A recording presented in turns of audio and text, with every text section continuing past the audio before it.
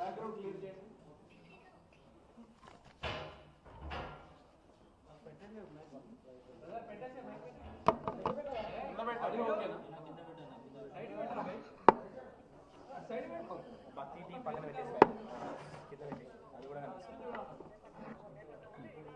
ఇది లైవా?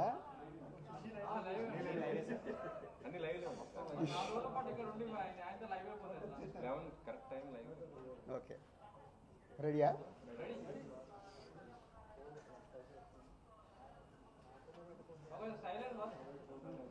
అందరికీ నమస్కారం. మీ అందరికీ తెలిసిందే, 4 రోజుల నుంచి ఫిలిం ఇండస్ట్రీలో అండ్ ఇంకా కొన్ని ప్రైవేట్ సెక్టార్స్ మీద ఇన్కమ్ ట్యాక్స్ సెర్చులు జరిగాయి. సో ఈ సెర్చుల విచిత్రం ఏంటంటే, మీడియా వాళ్ళందరూ ఛానల్స్లో కానీ సోషల్ మీడియాలో కానీ, నేను సెలబ్రిటీని కాబట్టి ఎన్నో సెర్చులు జరుగుతున్నా, సో నా న్యూసే మీకు క్యూరియాసిటీ ఉంది కాబట్టి మీడియాకి కానీ, మీ మీడియా ద్వారా సొసైటీకి కానీ, సో దానికి మీరు ఎంత ఫోకస్ చేస్తున్నారో 4 రోజుల నుంచి మీడియా ద్వారా చూస్తూనే ఉన్నాం. సో అందుకే మీ క్యూరియాసిటీకి దీనికి 4 రోజుల నుంచి ఏమి జరిగింది అనేది చెప్పాల్సిన అవసరం ఉందని మీ అందరినీ పిలవడం జరిగింది. లేకుంటే తెలిసింది తెలియని ఏదేదో న్యూస్లు వేసుకుంటూ 4 రోజుల నుంచి హైలైట్ చేస్తూ ఉన్నారు. ఇన్కమ్ ట్యాక్స్ సెర్చ్ అనేది మాకు 2008లో ఒకసారి జరిగింది. అంటే దాదాపు 16 సంవత్సరాల తర్వాత ఈ సెర్చ్ జరిగింది. మధ్యలో 3 times సర్వేస్ ఉన్నాయి. సర్వేస్ అంటే అకౌంట్ ఆఫ్ బుక్స్ అనేది చూస్తారు. సో ఈ సెర్చ్ అనేది ప్రాసెస్, వ్యాపారాలు చేస్తున్నప్పుడు ఇన్కమ్ ట్యాక్స్ చేయాల్సిన ప్రాసెస్. అలాగే మా మీద కానీ అదర్ వేరే ప్రొడక్షన్ హౌజెస్ మీద కానీ ఫైనాన్సర్స్ మీద కానీ నిన్న సెర్చెస్ అన్నీ ఉన్నాయి. పోతే మా దగ్గరకు వస్తే మా కుటుంబం మీద ఏదైతే ఆఫీసు ప్లేస్ ఉందో ఆఫీస్ దగ్గర ఈ సెర్చ్లు జరిగాయి. సో మొదటి 3 రోజులు ఎవరిది వాళ్ళకి ఇండివిజువల్గా సెర్చ్ చేసి స్టేట్మెంట్స్ తీసుకుంటారు. అయిన తర్వాత లాస్ట్ డే నిన్న ఆఫీస్లో కన్క్లూడ్ చేస్తారు. సో మా హౌజెస్లో జరిగిందా కానీ ఆఫీస్లో జరిగిన దాంట్లో కానీ చాలా రిపీటెడ్గా వేసిన కొన్ని ఛానల్స్లో కానీ సోషల్ మీడియాలో కానీ ఇంత డబ్బు దొరికింది, ఇంత డాక్యుమెంట్స్ దొరికాయి, అది దొరికింది అనేది కొన్ని హైలైట్ చేశారు. ఎక్కడ కూడా మా దగ్గర డబ్బు కానీ డాక్యుమెంట్స్ కానీ ఐడెంటిఫై కానీ మా దగ్గర నుంచి వాళ్ళు తీసుకున్నది కానీ లేదు. నా దగ్గర ఒక 5 lakhs, మా శిరీష్ గారి దగ్గర ఒక 4.5 lakhs, అలాగే మా డాటర్ ఇంట్లో 6 lakhs, ఆఫీస్లో 2.5 lakhs, మొత్తం బిలో 20 lakhs. మా అందరి దగ్గర కలిపి బిలో 20 lakhs ఉంది. అలా ప్రతి ఒక్కటి ఇట్లా వాళ్ళు ఇన్కమ్ ట్యాక్స్ ఏమేమి చూశారనేది ఇలా వాళ్ళది అయిన తర్వాత పంచనామా చేసిస్తారు. సో క్యాష్ రూపంలో అది. అలాగే 5 సంవత్సరాల నుంచి మేము ఎక్కడ ప్రాపర్టీస్ కానీ వేరే దాంట్లో ఇన్వెస్ట్మెంట్ చేయడం కానీ ఎక్కడ ఏమీ జరగలేదు. అది కూడా డిపార్ట్మెంట్కు టోటల్గా అందరి దగ్గరికి వెళ్ళి క్లియరెన్స్ చేసుకున్నారు. ఇది క్లీన్, ఎక్కడ డాక్యుమెంట్స్ కానీ అలాంటివి ఎక్కడేం లేవు. అలాగే బిజినెస్ దాంట్లో ప్రొడక్షను, డిస్ట్రిబ్యూషను, థియేటర్ సైడ్ ఉన్నాం కాబట్టి వాళ్ళకి అన్నీ డీటెయిల్గా కావాలి. డీటెయిల్ అంటే ప్రొడక్షన్ ఎలా జరుగుద్ది, ప్రొడక్షన్లో 24 క్రాఫ్ట్స్ ఉంటాయి. ఆ 24 క్రాఫ్ట్స్లో లావాదేవీలు ఎలా ఉంటాయి ఒక్కొక్క సినిమాకి. సో ఆ డీటెయిల్స్ అన్నీ వాళ్ళు తీసుకోవడం జరిగింది.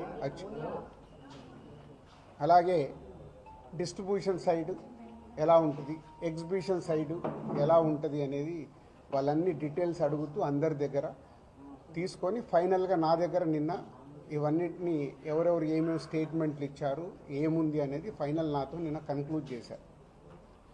డిపార్ట్మెంటే ఆశ్చర్యపోయింది. అంటే ఇంత దిల్ రాజు గారిని మేము ఏదో ఎక్స్పెక్ట్ చేసాం, అలా ఉంటుంది ఇలా ఉంటుందని సెర్చ్ జరిగేటప్పుడు దే ఆర్ వెరీ హ్యాపీ. వాళ్ళకు మాకు జరిగిన కోఆపరేషన్లో కానీ దాంట్లో కానీ they are very happy department. ఫర్దర్గా ఆడిటర్స్ డిపార్ట్మెంట్ ఉన్నదాని మీద వాళ్ళు క్లారిటీ చేసుకుంటారు. అన్ని బుక్స్ ఆఫ్ అకౌంట్స్ కరెక్ట్గా ఉన్నాయా, ఇవేమున్నాయి లాస్ట్ 5 years అని, అవన్నీ వాళ్ళు చేసుకొని కన్క్లూడ్ చేస్తారు. ఇదైపోతే మా మదర్ది, అమ్మకి 19th రోజు కాఫ్ కోల్డ్ ఎక్కువైంది. 19th అయిన తర్వాత ఇంట్లో వెళ్ళేసి ట్రీట్మెంట్ తీసుకొని వచ్చి ఇంట్లో ఉన్నారు. సడన్గా కాఫ్ ఎక్కువ అవుతే ఇమీడియట్లీ హాస్పిటల్కి పంపించాం. దానికి ఎవరో కొందరు హార్ట్ అటాక్ అని ఇంకేదో అయిందని రకరకాల న్యూస్లు క్యారీ చేస్తారు. She very fine.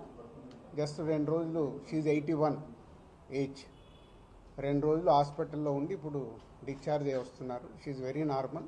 Lungs infection కొంచెం పెరగడం వల్లే కాఫ్ వచ్చింది, దానికి ట్రీట్మెంట్ తీసుకొని వస్తున్నారు. సో దయచేసి నేను మీడియా వారిని 4 రోజులు జరిగింది కానీ ఇది కానీ మీకు తెలిసిందో తెలియందో హైలైట్ చేసుకుంటే వేయకండి. నేను ఎప్పుడు రిక్వెస్ట్ చేస్తుంటాను. అంటే ఇప్పుడు నా మీద మీకు ఎంత క్యూరియాసిటీ ఉంటుందో ఒక సెలబ్రిటీగా, అలాగే చాలామందికి అది ఉంటుంది. తప్పుడు న్యూస్ వెళ్ళినప్పుడు అక్కడ వాళ్ళకి ఇటు మాకు తెలిసిన కుటుంబాలు కానీ ఇష్టపడే వాళ్ళు కానీ తప్పు న్యూస్లు వెళ్తాయి. దయచేసి మళ్ళీ నేను ఎప్పుడు చెప్పేదే మళ్ళీ చెప్తున్నాను, తప్పుడు న్యూస్ని బయటికి తీసుకెళ్ళకండి. Okay, thank you. ఎందుకు చేస్తారయ్యా? ఒక్క నిమిషం. 4వ రోజు నాది కాదు కదా, మైత్రిలో జరిగింది, అభిషేక్ మీద జరిగింది, ఇలా అందరి మీద. ఇది ఇండస్ట్రీకి సంబంధించి ఎందుకు టార్గెట్ చేస్తారు? ఇన్కమ్ ట్యాక్స్ అనేది ప్రాసెస్, ఇదేమి ఇల్లీగల్ కాదు. ఇన్కమ్ ట్యాక్స్ అనేది ప్రతి ఒక్కరికి, మీరు కూడా టీడీఎస్లు కడతారుగా, ఎందుకు కడతారు? అస్సలు తప్పు. ఇవే అంటున్నా, రాంగ్ న్యూస్లు మీ ఇష్టంకి వచ్చినాయి అనేసుకొని ఏయడం ఎందుకు? అభిషేక్ అగర్వాల్ కూడా ఉన్నాడుగా, మైత్రి కూడా ఉందిగా, వాళ్ళకు ఉన్నదాని మీద 18 years అయింది. మా మీద సెర్చ్ జరిగి 18 years, ఏమో 2 years కాలేదు, 3 years కాలేదు. అంటే ఆఫ్టర్ 18 years చేసే వాళ్ళు ప్రొసీజర్, ఇన్కమ్ ట్యాక్స్ ప్రొసీజర్లోనే జరిగింది, ఎక్కడ ఏమీ లేదు. అనవసరమైన ఎక్కడ మీరు ఊహించేసుకొని హైలైట్లు చేయరు. ఓకే,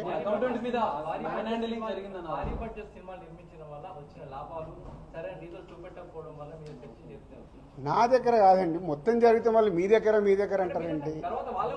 సో అన్నీ జరుగుతాయి, ఇట్స్ ఎ ప్రాసెస్. ఇందాక చెప్పాను కదా, 24 craftsకు ఎలా స్పెండింగ్ చేస్తున్నారు.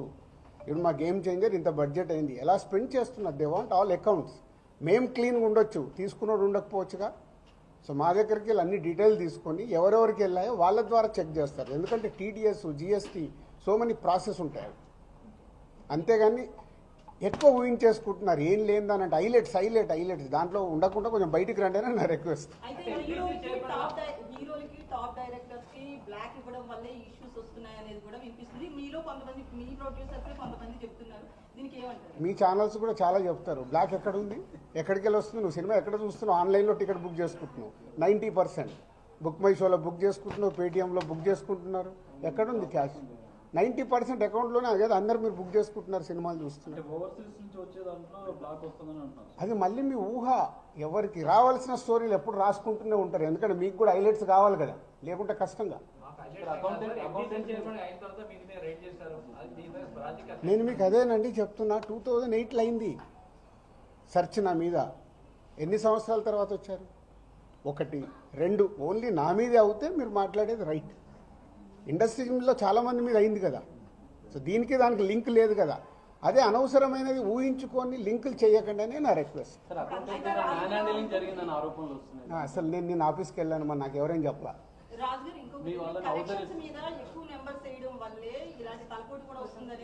అది మొత్తం ఇండస్ట్రీ అంతా కలిపి మాట్లాడతాం, అది నేను ఇండివిజువల్గా మాట్లాడకూడదు. అలాంటి ఏదైనా ఉంటే కరెక్ట్ చేయాల్సిందే, ఇండస్ట్రీ తరఫున కరెక్ట్ చేయాలి. 22 నుంచి మీరు ఐటీ ఫైల్స్ చేస్తారా సార్? ఎవ్రీ ఇయర్ ఉంటుంది. 22 నుంచి అంటే ఎవ్రీ ఇయర్ ఉంటుంది. అదే 22, 23 వరకు అసెస్మెంట్స్ అయిపోయాయి. 30% స్లాబ్ లోకి ఎంటర్ అయ్యారు కదా, దానికి సంబంధించి కూడా క్లియర్ ఉందా? ఏంటది? ₹1 కోటి దాటితే ఐటీ అన్నదాన్ని. మీరు ఎక్కడున్నారండి బాబు? నా కంపెనీ టర్న్ ఓవర్ ఎంత 30% గురించి మాట్లాడుతుంది. హైలైట్ టర్న్ ఓవర్ నా కంపెనీది. ఎప్పుడో 2008లోనే నా సర్వే అయిందంటే అప్పుడే ఎంటర్ అవుతుంది కదా ఉంది.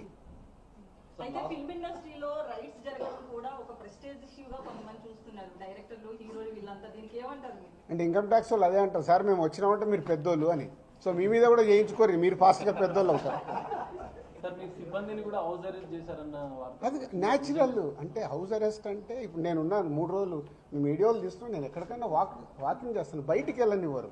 కమ్యూనికేషన్ కాకుండా వాళ్ళకి కావాల్సిన ఇన్ఫర్మేషన్ తీసుకోవడానికి అందరినీ డిఫరెంట్లో ప్లేస్లో పెట్టి ఫైనల్గా కన్క్లూడ్ చేస్తారు. ప్రొడక్షన్ టైంలో జరిగిన లావాదేవీలు, తర్వాత మీ సినిమా రిలీజ్ అయినాక వచ్చిన లావాదేవీలు వీటన్నిటి మీద అడగడం జరిగిందా లేదా ప్రొడక్షన్? అది ఆటోమేటిక్ అండి, అది ప్రాసెస్.